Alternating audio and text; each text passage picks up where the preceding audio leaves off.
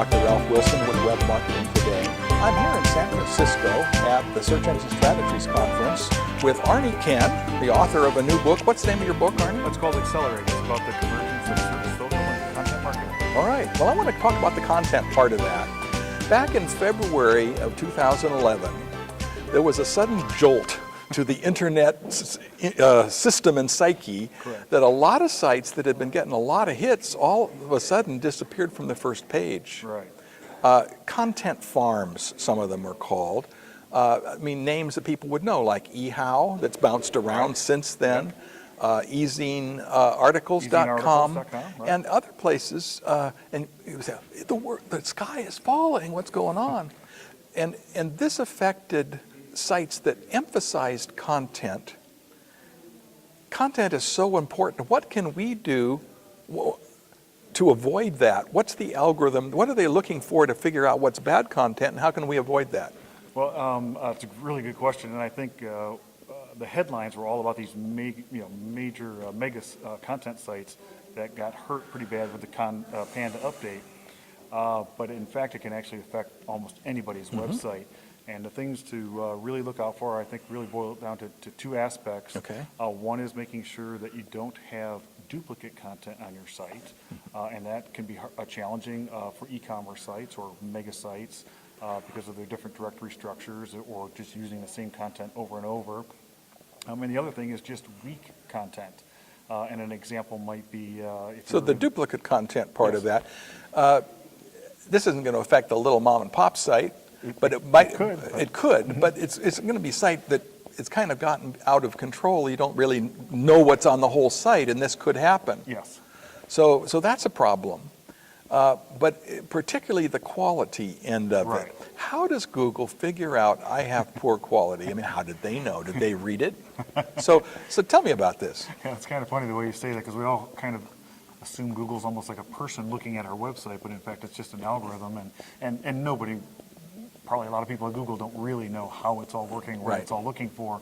But in general, us SEOs and us in the content industry feel like they're looking at readability, length of the content, and they can easily look at things like bounce rate. So if a visitor comes to your site, they are on your page for 2 seconds and leave, then they're going to assume that content wasn't what they were looking for, wasn't very engaging. So you want to really try to develop content that's answering somebody's question, providing the right information, maybe funny, but whatever it is that keeps them on your site and then maybe gets them to move to other pages on your website. So bounce rate would be a real indicator. Absolutely. I mean, I've gone to sites, and I'm sure you have. You're searching for something that looks promising with a title, so you click on it, and it's some site that has a bunch of Google ads. Right. And you have to scroll down, and finally you get this little paragraph of content, and you said, that was a waste. Right. And you hit the back key, and you're out of there. Right. So Google can track that by how many seconds on the page. It's called a bounce rate. Bounce rate, correct. And if it's just a very few seconds, then they figure nobody stays. So, sometimes you have great pages that it's not their thing, but if everybody leaves, then they know it's bad. Right. Exactly, and Google's really good at knowing what bounce rates in an industry might be, what the averages might be, because bounce rates will change from industry to industry. And actually something you mentioned about the ad coverage on a page is something else they're looking for. The ratio of content to ads on a page seem to matter quite a bit. Good, because they're such a pain to run across these. None of us want that. Now, some of this it's called scraping content. Yeah. What is scraping content? Describe this for our viewers. Yeah, scraping is generally a tool, a mechanized tool that's hitting the internet, and maybe you have it, if you're doing this, finding web pages that have the kind of keywords that you're looking for, and it literally scrapes or makes a copy of the content on that page, brings it to their site, builds a page, and they do this over and over and over again, and they'll have thousands and thousands of pages of content that they've scraped or copied from other sites, adding no value to the internet whatsoever. At all. Plus it's illegal, though no one's going to prosecute. Right. They've tried, but it's pretty darn tough, yeah. Now you said something about length. What do you think Google's looking for as far as the length of the content on a web page? Any feel for that? Yeah, it's pretty hard to say. I know that what we've instructed our bloggers and when we're writing content for our clients, we're generally now trying to do at least, if it's text, a 600-word length document. I'm not even sure where that number Because came I from used to hear, exactly, 250 yeah, as yeah. the minimum, Right. but you really can't add much value in that few words. Exactly. It's normally a summary almost, right? Yeah. But, yeah. So it's long enough. I'm guessing, though I don't know, that one judge of content is how many people like the page, Correct. or how many people link to the page. Why is that important? Well, it's a vote. One way or another. If people link to your page, voluntarily, editorially, they like your page, or they wouldn't be sending their visitors there. So that's a good vote for your site. And the bigger and more reputable the site is, the more votes that might count for.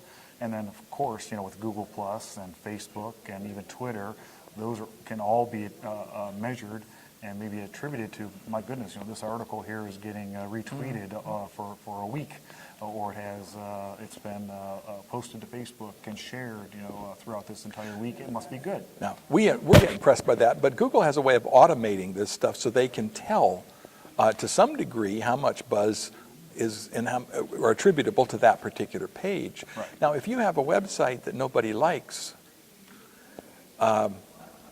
even though there's a lot of content on it, Google's not going to send them there anymore. That's the effect of the Panda Exactly. update. So when I'm writing content, I need to be a whole lot more careful about quality. So what kind of guidelines can you give our viewers about how to make sure you're building quality into the content which you need to be producing? It's hard to just sum up. I would just say, double your effort, triple your effort, what you would have normally done. Really, look at your competitors, put in the effort, and it's hard. And I know creating content is hard. Well, I think there's been this kind of thing. All you have to do is write something and put it up there, and that's adequate. No. It's not. Right. If you don't add value, why be there? Exactly. And we're not just building for the now, we're building for the future. Correct. So I can remember days, this is not, 2-3 years ago, when people were taking content, re-scrambling the synonyms, Right. and then putting it out as kind of like, give me a break. Right. What are you adding? This is about the customer, not about Right. you. Right. Well, and an example I could give similar to that is if you were in the real estate market. I'm from Phoenix, so you might want to cover Phoenix and Mesa and Tempe and Glendale. And so you write a page of content.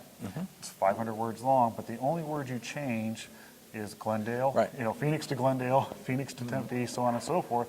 Well, that's very easy. That's lazy, and Google can spot that, and it'll probably hurt your site. So I guess the take-home lesson is spend time producing the best content you know how. And if you're hiring writers, raise your standards and make sure they're going to live up to good standards, or don't hire them. Right. Paint yourself as an expert in something. All right. Well, thanks, Arnie. Tell me about your business and what you do. Well, I'm the president and founder of a company called Vertical Measures, and as I mentioned, we're in Phoenix, Arizona, and we specialize in SEO, search, social, and of course content marketing. And basically, we're a services business, so our clients hire us to do the work for them, and that's what we do. Okay. And your book, Accelerate. It's called Accelerate. Thanks so Available much. on Amazon. Thanks so much, Arnie. Thank you. This is Ralph Wilson with Web Marketing Today.